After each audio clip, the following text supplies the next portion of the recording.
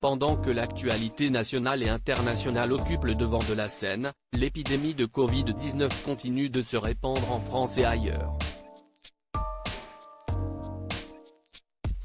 C'est notamment la raison pour laquelle le ministre de la Santé Olivier Véran, présent sur RTL ce jeudi 7 avril, a annoncé que la deuxième dose de rappel du vaccin contre le Covid-19 dont la dernière injection remonte à plus de 6 mois va bientôt être ouverte aux 60 ans et plus. Selon ses propos, cette dose de rappel ne sera pas obligatoire puisqu'il s'agit juste de la rendre accessible à une plus grande catégorie de population.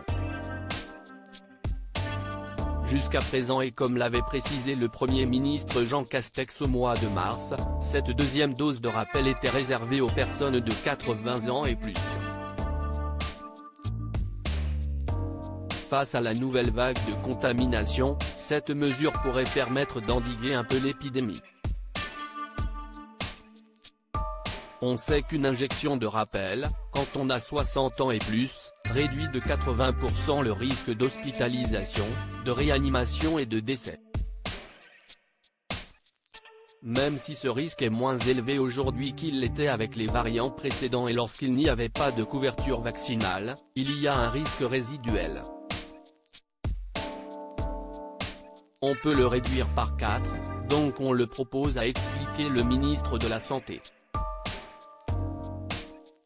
Olivier Véran a également ajouté que cette possibilité de se faire injecter la deuxième dose de rappel si on a 60 ans et plus et qu'on a été vacciné pour la dernière fois depuis plus de 6 mois concerne 500 000 personnes.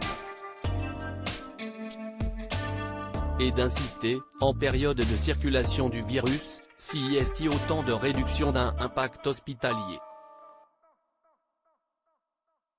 On sait que nos hôpitaux ont besoin de souffler.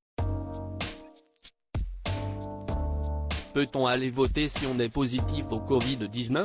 À l'approche de l'élection présidentielle, les enjeux d'une nouvelle vague de contamination au Covid-19, dont une nouvelle liste de symptômes est d'ailleurs disponible, ne semblent pas avoir été traités en priorité malgré plus de 133 000 nouveaux cas quotidiens confirmés d'après les données du gouvernement.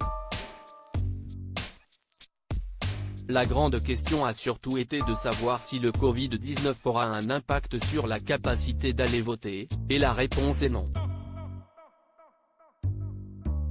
Le ministre de la Santé a rappelé que même les personnes testées positives pourront aller exercer leurs droits démocratiques. Il y aura à disposition des masques, du gel hydroalcoolique, ils peuvent venir avec un stylo, on sait faire, a assuré Olivier Véran. Loading widget.